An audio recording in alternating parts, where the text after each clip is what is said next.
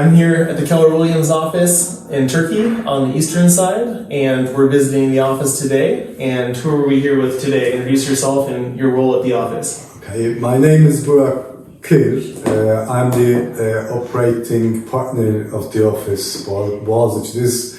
This office name is Bogazici Bosphorus, Keller Williams Bosphorus. And my name is Alper. I'm team leader of the office. Great. So I guess my first question is, can you tell everyone a little bit about real estate in Turkey and how is it different than some of the other European countries? all right. Okay. Well, the real estate laws and legislations are a bit different than Europe, actually. So basically, the market is shrinking at the moment, considering the last year, almost 30% decrease in the market. We have 5% of the whole market is in foreign sales, we sell to foreigners, and the rest is to local people. Due to some credit issues and some credit issues and also loaning stuff is quite slow the market at the moment. But again, it's growing. At the approximately 1 million houses going to be sold here, properties. It's not including the lands and the commercial real estate, only properties, residential one. So again, we have 1 million. Considering 6 million in the US. Yeah, we were at 6 million transactions last year, and then this year we're about 3.5 to 4 million. Okay, so 1 million is not bad. No, it's good. Yeah, I think it's really good. Do you want to tell us a little bit about the leadership team here and also how you attract new agents to join the office? In fact, before that, can I add some other things here? In Turkey, this is not like in Europe. I mean, in Europe, you have let's say a market like ups and downs are not that much, but Turkey is a market like politically or internationally. We're in the middle of Europe and Asia, so things are affecting our market a lot more than the European market. That's why the ups and downs in real estate business also, we live in it. So, maybe the same thing we can say in America. Your ups and downs are like more powerful than in Europe. That makes sense. In US, yeah. So in any case, the down times we survive, up times we survive, and now we're like 15% or 15 to 20% less property sales happening this year than compared to 2022. Coming to the leader team, we have just like in the organization chart of Keller Williams, we have an operating partner. We call it partner in Turkey, but something else in operating. Yeah, operating partner. Yeah. That was another word for partner. Anyway, we have a team leader, and together with he has an assistant, and we have Productive coaching. Yeah, we have a coaching team for the new people joining to us, and the source of new agents mostly is the agents working with us. And maybe the same. Sure. You're trying to attract agents from other agents. Exactly. And we introduced a good loyalty plan. It is specific to Keller Williams Bosphorus. In this loyalty program, for every contribution to the office, you have a point, like 350 point Turkish lira, we call it. Okay. When you arrange a meeting with a potential agent, so you're winning these points, and you can spend these points and Turkish liras for your expenditures in the office. So that's why our agents are just bringing more and more potential agents to us.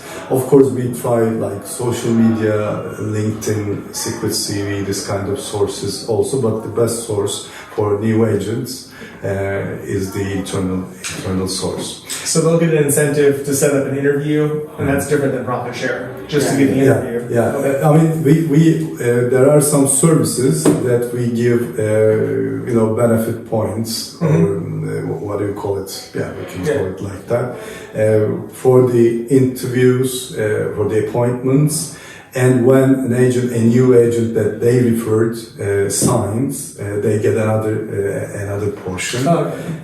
And for different services that they help us to grow, they just receive this point, Turkish liras, and this Turkish lira, it's like a loyalty card. Sure. Okay. So, yeah. We should probably introduce that. Yeah. Are you setting up all in the future we plan it. Now it's like a virtual card system, but in the future we're going to give them cards and they can see online how much point money they could receive. That makes sense. And what does the training program look like for new agents in your office? Do they have a mentor they work with, and is there a certain series of classes they go through? Yeah, we have. Okay, let me try. So we have the traditional Ignite program for newcomers. The product coaching is managing that, and we do a lot of experience sharing sessions with other agents, with other agents from other brands, especially other companies as well, like Remax and Century or Powell Banco. So we have a monthly training calendar, like it's supposed to be, defined by our committees. ALC is managing all the stuff here. So basically, we have all the models and systems written in the book. Just following the book. Exactly, we just follow it. It sounds like the same as our office. Exactly. That's why the Keller Williams is so strong, because we have the same thing for everyone, same things for everyone. 30% of this office is newcomers, so basically the churn rate is like 30%, 35%, like in every office. Sure. So same numbers work for every business. Like Brock said, we have different programs for attracting newcomers and let people bring their friends and they refer to people to us. Yeah, we're trying our best to grow. 2023 was a bit hard after the earthquake and economical changes, the election, etc. It's a bit hard, but we have good hopes for 2024. So. Yeah, it sounds promising after talking to everyone in the office. What does a new agent have to do? Do they get a formal license from the country, or do they go through a mentorship? What's required to become a licensed agent in Turkey? Well, yeah, exactly. They have to get a license like in the US. Okay. And government enforced it this year, especially after June 2023, they enforced it.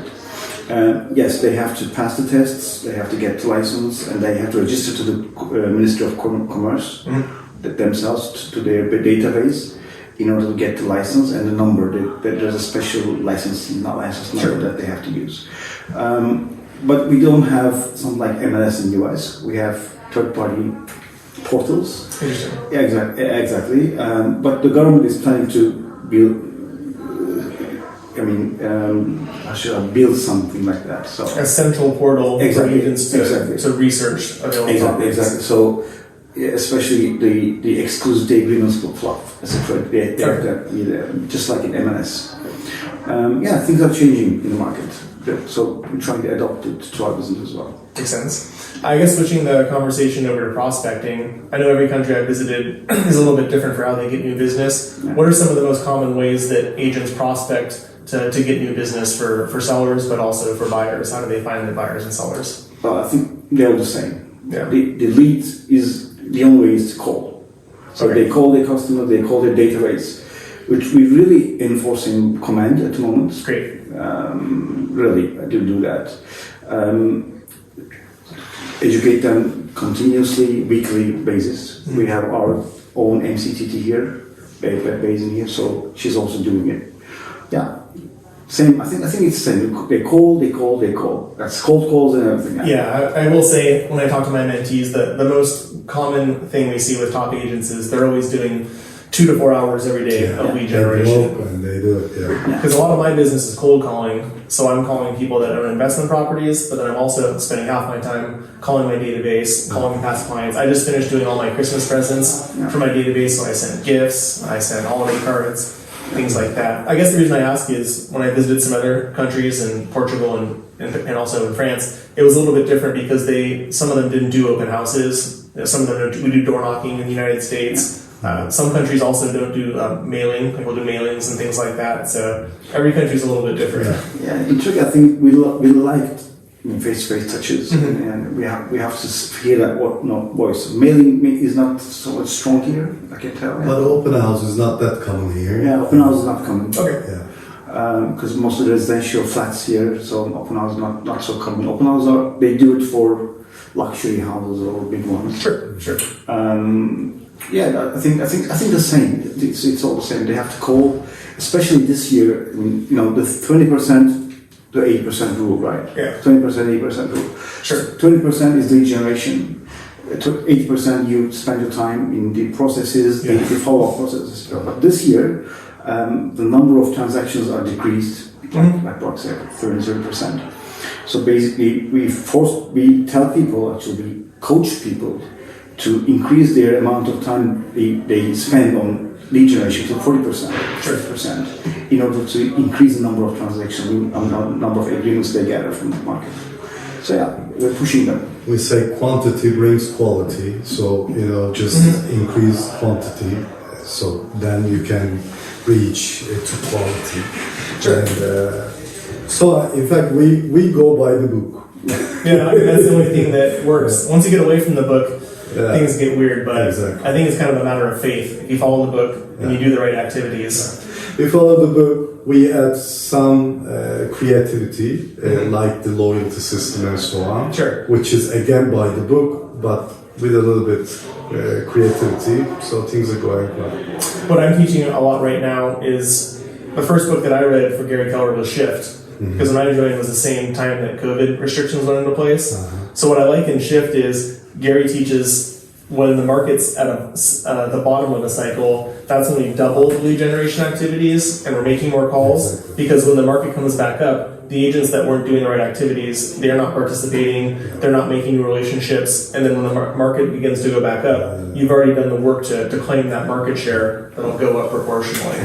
So we have, in the book it says like that, we have two jobs. One is lead generation and the second one is being a real estate agent. Yeah, I can see that. Not one, but we have two jobs. If you don't do the first one, the second one doesn't work. Yeah, and I would say the theme for my business this year is last year it was about database, focusing on building the database, staying in touch. But this year my focus has been on systems. So making sure everyone in my database is getting the right touch points and also the right follow-up based on the MREA. They're getting newsletters, gifts, phone calls, texts, emails, putting those systems into place and, those next level agent skills of applying leverage to my business. So when I'm leveraging my activities, that way I'm getting more touch points and more presence in my business. And then I can focus, the best use of my time is making phone calls. Yeah, correct. I think one thing to add about Turkish market, that's why we feel lucky, Sure. according to the other markets. In Turkey, people still use real estate as an investment. So in US, in Europe, there are lots of different things that you can, invest in and use your savings to invest in. But in Turkey, 80% of the money they save, people save 80% they buy real estate. Sure. It's still an investment. Yeah, investment. They buy an asset. An asset. Yeah, but it's a real estate, so they don't use stock. People don't rarely use stocks. Am I right? Funds and especially the currencies. They go traditional, so instead of just putting their monies into a bank and use bonds, funds, and interest rates are high now, but it was not that high. So a big percentage they prefer to buy a real estate because they know that in a longer term real estate will make more money, and it is not something that you should always look and make calculations and so on and so forth. So we Turks may be a bit lazy on that. So yeah, we just put the money and wait for enough time and make money. Well, I mean, that's what was surprising when I was talking to one of your other agents. It sounds like investing in real estate is conservative because you own a piece of property. But she told me that the savings rate in your bank accounts is just astronomical right now. Somebody who has money in the bank, the interest rate is, she said, as high as 50% annually. But at the same time, if there's economic instability or inflation, perhaps you kind of fear that the government could impose capital controls or restrictions. And plus, we are maybe one of the highest inflation rate of the country. So the inflation rate, according to government statistics, if it is like 60-70% even, and if you're getting 50% interest from the bank, gross, net is like 40% after the taxes and everything. Sure. So your money is getting devaluated anyways. Sure. So that's why most of the people either they invest in hard currency to be able to protect your worldwide value of money, or they just buy properties which they know in the maybe not in the next a couple of months, but in the long term they're going to be more valuable than the interest rates. Sure. Though it's affecting, because live money, we love, like you could say in the United States, if the interest rate was like 15%, and if you had like $1 million, the same amount of money for a year, so you could just keep your money in. But when inflation rate is like 25%, that means your money is losing its value. Yeah, it's a pretty similar theme in the United States. We had, not government numbers, but we had some inflation last year. So our reserve rate went up with the government. So a 5% interest rate in the bank is considered really good in the last 20 years for our market, but I know here it's different. One other theme I wanted to ask about for Turkey, after talking to some other agents, it sounds like there's a lot of people that are concerned about, that want to sell because they live in older buildings. They're concerned about earthquakes, and they're concerned about maybe the age of some of these buildings. Are you seeing sellers motivated to sell because they're worried about the age of the property or earthquake risks? The new buildings, of course, is out of this question. The old buildings, most of the people, they just want a transformation. So they, instead of selling with, say, 100, they want the building to be transformed, and they want to sell it for 125 or something. But if there's a high risk, government is not allowing to keep the building, then they need to demolish it and construct a new building. There is not a lot of dynamics affected by this kind of old buildings. Still there's a seller group, but the buyer is not that high, number of buyers, but it affects somehow. I cannot give the person. Still a little bit earthquake. It was like yesterday late night also we had an earthquake. When was the last big earthquake? Was that a few years ago? It was big one? It was around 7 years ago? In 99. It was 1999. Okay. The big one close to Istanbul was in 1999. And there was one recently in a different part of Turkey? In Hatay, three earthquakes. Huge. Okay. It was huge. 7.3, 7.4. Yeah, I saw that on the Couple videos. houses were demolished. Switching subjects again, so for people who live in Istanbul, I've been talking to them about there's a lot of desire to move to the south of Turkey or buy secondary properties for vacation homes. Are you working with a lot of people that want to buy properties on the water or warmer weather? Or are you sending referrals out of the area for families that want to buy secondary properties?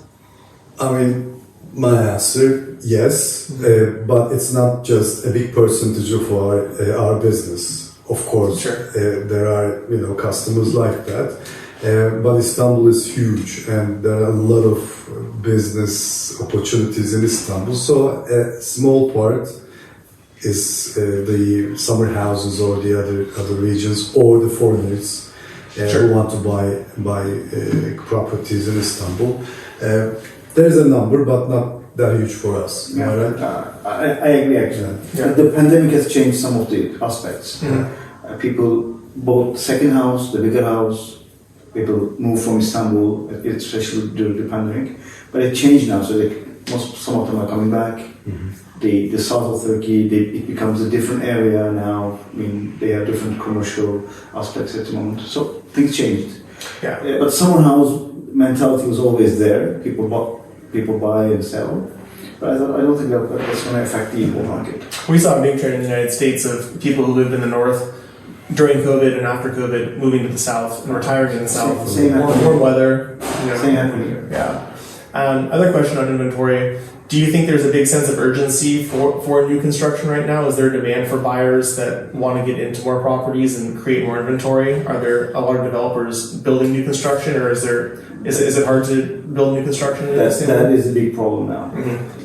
The cost of production actually increased 5 times or 6 times. Oh, wow.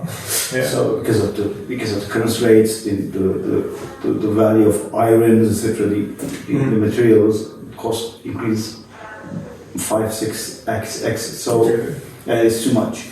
So basically, for the properties over $1 million, they deal it, but less than that, they don't.